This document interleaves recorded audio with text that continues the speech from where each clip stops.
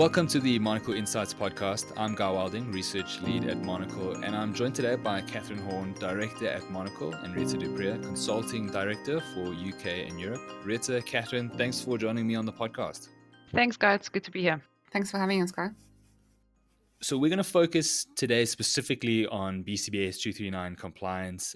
We've seen a resurgence, particularly in the UK and Europe, around prioritizing it, making sure that banks are complying with it. So embedding those principles around effective risk data aggregation and risk reporting. And so I'm really excited to get your guys' firsthand experience in Europe, your firsthand insights, and to see what's happening in the industry. So, Rheta, maybe we can start from your side. The UK's PRA, they highlighted data risk as one of their 2024 bank priorities earlier this year. What is it about data risk that makes it so critical for banks to get right? And, especially considering that banks are under so much pressure at the moment with other regulatory initiatives like the Basel reforms. So I think, Guy, the PRA is focused on data risk is, for me, very closely coupled with this BCBS 239 problem that we keep speaking about, right? Because if you think about what data risk is from a PRA perspective, it refers to the possibility of us facing losses or errors or even just making the wrong decisions because the data that we have isn't managed properly and the quality of that data isn't actually in line with what we think we're basing our decisions on. Now, if you look at the true intent of BCBS 239, I think it comes down to the same thing. The regulation is asking us to have the ability to trust the data that we use in our decision making, to make sure that we understand where this data comes from, and that when we ultimately make a decision on the back of that data, that we can trust that decision, that it's the right decision for us as an organization because the information leading into it is actually correct. Even though the UK themselves, the focus for BCBS 239 is really on GSIPs and DSIPs. The international focus has always been on GSIPs and DSIPs. I think the PRA is using this additional focus on data risk to drive out all the other organizations to implement similar principles as what we have specified in BCBS 239. For me, if you can embed what we have in BCBS 239, then you also meet data risk, right? But we're seeing that a lot of what we've done thus far in a lot of the international clients that we've been exposed to is at quite a high level. They do not yet have that detailed understanding. So on a high level, they kind of know more or less where the data comes from. But it's only once you delve into the detail, once you understand exactly how the data flows from a source, going through all the manual transformations, well, all the automated transformations, and then you plug an Excel spreadsheet in the end, that you realize how truly that data actually reflects what you think you know about your organization. Yeah, I think Rheta makes a really good point in terms of the foundation of what BCBS 239 is really trying to achieve is one, good data management, and two, data of a high quality. So I think from a data risk perspective, defining what data risk means within your organization, but then coupling it with that being the foundation for compliance and the foundation for good risk management, then being good data quality. I think that's really important to get right up front. And then the execution thereof really does help from an implementation, then from a compliance perspective, as well as other regulatory requirements such as Basel reforms or your Basel requirements as well. And I think it's not something that banks have just recently started struggling with. I mean, BCBS 239 is, I think, 11 years old now. And I was trying to throw my brain back to where I was 11 years ago, wrapping up university. And I just think it's something that, it's been around for a long time. And maybe we can speak into what makes it so challenging. Why has compliance been so elusive? Particularly when we see the latest report for compliance sees, I think it was 2 out of 31 GSIBs fully compliant. So, Guy, I think the number one reason why banks struggle with the implementation of BCBS 239 is the complexity of the implementation. So, it's taken many years, many iterations, many thematic reviews, many interpretations by the supervisory committees and by banks to understand exactly what is required. So, getting down from a principle level to a requirements level has evolved over quite a number of years. So, establishing what needs to be done has been really complicated and it's taken a long time to get to that point.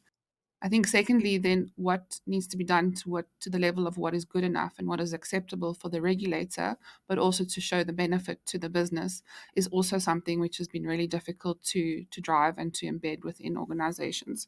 So really the complexity of the implementation has been a long-lasting difficulty with banks in general in the industry. I think the financial industry is also dealing with a lot of legacy systems. So a lot of organizations or banks have had to overhaul their systems that are old and outdated, creating fragmented architectures. So definitely having legacy systems, moving to a cloud infrastructure or bringing your data together in a risk domain is something that has been needed. And that type of implementation and change is a massive change within the organization. So legacy systems has definitely been a challenge. And then there's been a lot of regulatory requirements. So I think, just the onerous nature of having so many requirements on an organization with limited skilled resources, I think has also put a huge strain within organizations to meet BCBS 239 over the years. Then with the Basel reforms and, many other regulations that they are required to deal with as well and be compliant on. I think the first thing that I would add to that is, Guy, thank you for making us feel old, because I think 10 or 11 years ago, I was probably implementing data management in a South African client. So I've been around this journey probably as long as Kath has. And I think the points that you make, Kath, are so valid. And I think because of all the change, right? The financial institutions we deal with don't stand still. There's constantly new requirements, constantly new insights that we want to get out of our data. We, over the past couple of years, have realized how valuable this data is, right? So we're trying to mine it for as much as possible information. And it's really hard to say, guys, stop, take stock, and let's make sure that the data is managed, because you're constantly in a change environment. And how do you prioritize to make sure that you don't implement data management on things that will essentially become outdated as soon as you've done it? Now, I think what we did 10 years ago was probably to document a lot of these things in Excel formats or Word documents or things like this. And people haven't been embedding that way of working and that data management execution principles in sort of their day-to-day activity. So when we make changes, we go, I'll update that document next month, but next month becomes the month after, becomes the month after. And 3 years later, you're basically starting from scratch, because you've made so many changes that the documents you have and the things that you thought you knew about your data is become completely irrelevant, right? And I think coupled with that is there's such a fear, right? Because these things, to get these things right, is so big. And you have to start somewhere, but you also have to show progress as you go along. You shouldn't try and solve this entire problem in 1 year in one project, right? It's not going to happen. You need to define a scope that is manageable, that is achievable, that shows how you can add value. And through that, you can get buy-in in the organization. And you can also start embedding that with the teams for who you've delivered. It is almost like a constant improvement process. And you need to see it that way. You shouldn't see it as a project. You should see it as a way of life. If you work in a bank, if you work on data in a bank, it has to become part of how you operate. And I think for me, why this is still a challenge today is I don't think that embedment took place to the extent that you want it to take place. So there was a lot of good work that was done 10 years ago, 11 years ago, but it's kind of been undone by new changes and just by the mere fact that time passes and we've forgotten about it. Yeah, I mean, I like the point you made about it being sort of an organizational, just a part of how the organization functions. And I think if it's not like that, it's a bit of whack-a-mole where you put all your attention into one area trying to solve that, and something flares up behind you that you weren't considering. The podcast, we're mainly focusing on the European and the UK markets. We've seen that strategic priority from regulators. But I think surprisingly is that the South African market, or the South African DSIBs, have done quite well in their BCBS 239 compliance journey, and just making continuous progress. Talking about that embedment, it just seems to have kind of stuck in the South African banks. So let's look at, we had a look at the challenges. Let's look at some of the maybe lessons learned, or lessons that we can learn from the South African industry, and how could we apply those to other industries around the world, like the Netherlands, like the UK. So, Guy, I think the reason why South Africa has been so successful in the implementation of BCBS 239 is, one, because they were an early adopter of BCBS 239. So most of the banks that we as Monocle Solutions have worked with on BCBS 239 took up the program in 2016. So it's been a number of years that they've been working towards BCBS 239 compliance. And in South Africa, over the last 3 to 4 years, all of the DSIBs in South Africa have published in their Pillar 3 reports that they are BCBS 239 compliant. And I think that is because there's a strong governance culture within the banking organization in South Africa. So the tone from the top and the support from the top is really strong, and a data-driven culture is something that you hear a lot of people talk about in the banking industry in South Africa.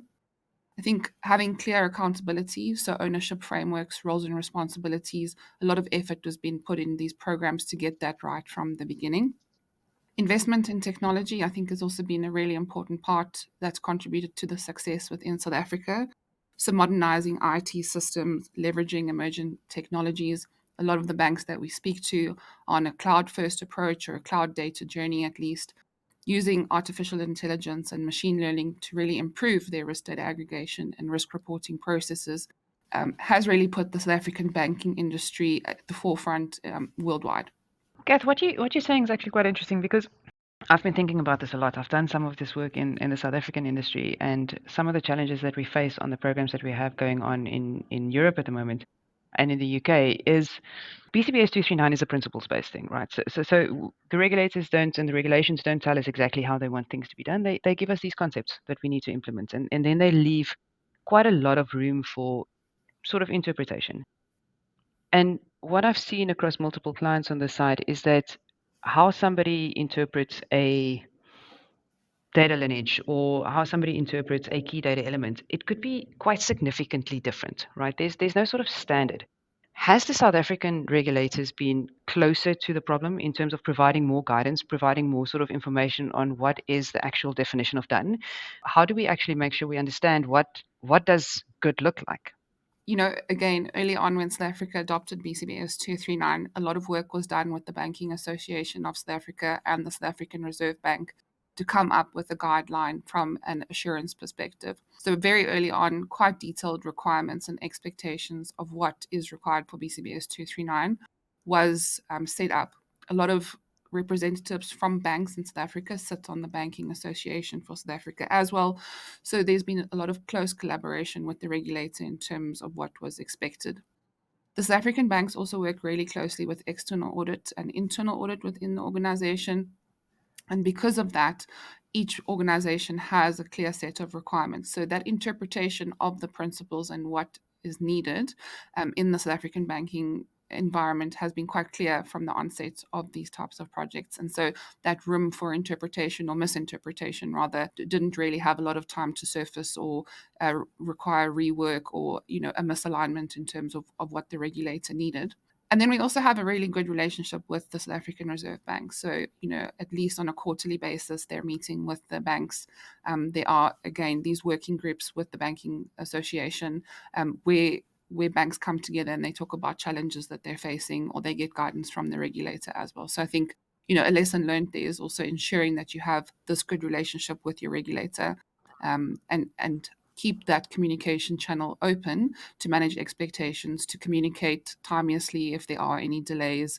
And obviously, like you've mentioned previously, is to show progress.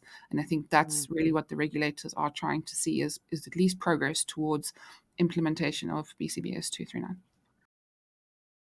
So we've kind of spoken into the reprioritization of BCBS 239. We're seeing a lot of attention and a lot of new projects arising in Europe, specifically on this topic, sorting it out quickly as the regulator, as the European Central Bank is requesting. So they've got a quote here from their guidelines, their latest guidelines, to say that the ECB has concluded that the progress made by significant institutions to date has been generally insufficient, and they're looking for compliance in a short amount of time. From a Monocle perspective, BCBS 239 is a very strong specialization for us. We've been involved with compliance since the start. Rheta, Kath, maybe you guys can give me a little bit of an indication as to where we fit in banks' BCBS 239 compliance journey. What are the sort of skills and services that we offer?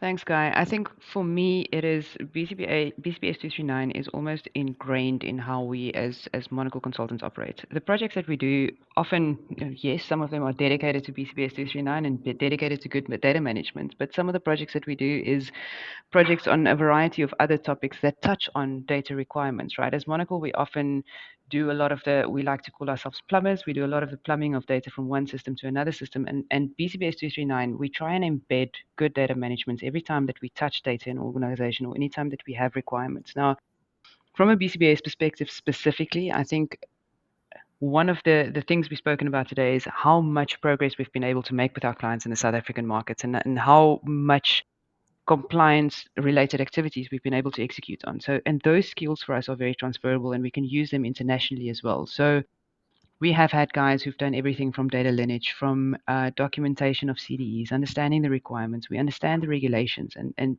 the regulations don't differ across jurisdiction. The reporting formats might, and some of the details might differ, but the true intent of what it is that we're trying to do when we're calculating credit risk-weighted assets is the same thing, whether we're calculating that in Europe, in Asia, or in South Africa.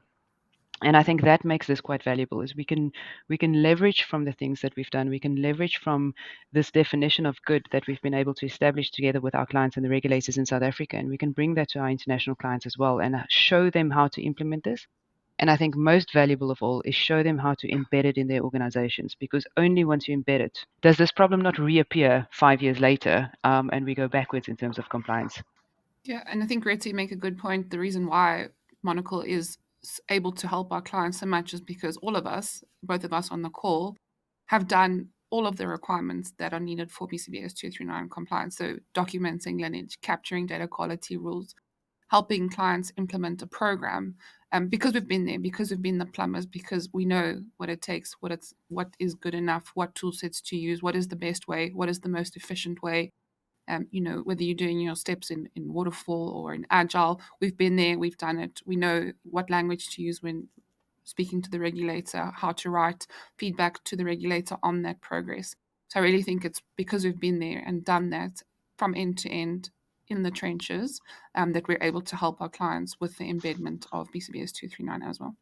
Catherine, I think the point that you've made is very, very good, because we've done all of the steps, but we've also done them at the different levels, right? Because we have been able to create structure and governance in these programs to manage senior expectations, to liaise with the regulator, but we also have the guys available who can do the detailed work, right? Who can sit down and make sure that we understand how the data actually flows. And I think that is also quite a big value add. We can create a coherent team across the different levels of the organization that you actually need for execution. This is not just a bunch of doers, and it's not just a bunch of project managers. It's finding the right balance between having the guidance for the project, having the policies and frameworks in place, which takes a little bit more thinking, but then also the execution of those things on the ground level, and making sure there are people who understand how to interpret those things and then actually to create value out of them. The Monocle team is also really strong because we understand risk. So when we're documenting and unpacking those key risk indicators, we know what it should look like. We know what the lineage should theoretically look like as well. And I think that really sets the team up for a successful and efficient way of unpacking things like KRIs or data lineage. And then the controls that are required, profiling data, extracting data with their SQL skills, for example. And I think it really makes them a holistic and super data steward is what I like to think of the Monocle team as. Yeah, this focus that we've always had on purely the financial industry is a strength for us, right? Because we understand how the data is actually getting used, and how to create those metrics which the senior stakeholders then to make decisions on the back of. And I think that for me sets us quite a bit apart, because it's not just mapping balance to drawn exposure as an example. You need to actually understand that they could be different and delve into the detail in order to add value in these programs. Yeah, we recently looked at some of the progress data from the BCBS around compliance, and we just put a simple trend line to it and saw that some of the principles would be fully compliant by 2040. So I'm looking forward to Monocle's kind of efforts in steepening that trend line, and let's aim for 2025 and cut off a couple of years. Thank you, Kath. Thank you, Rheta, for taking time out of your guys' schedule and sharing your insights. Thanks, Guy, for having us. It's been an absolute pleasure. And I think for us, unfortunately, the geeky parts of me makes this always a riveting conversation when we start getting into the details of how we manage our data. Thanks, Guy. For listeners who would like to learn more about what we do at Monocle, you can find all our insights on our website, including all of our BCBS 239 content and case studies. Similarly, if you'd like to contact us, you can find all of our details on the website for both of our European and South African practices. Visit monoclesolutions.com to subscribe for updates. From Johannesburg to London, Cape Town to Amsterdam, Monocle, we manifest change.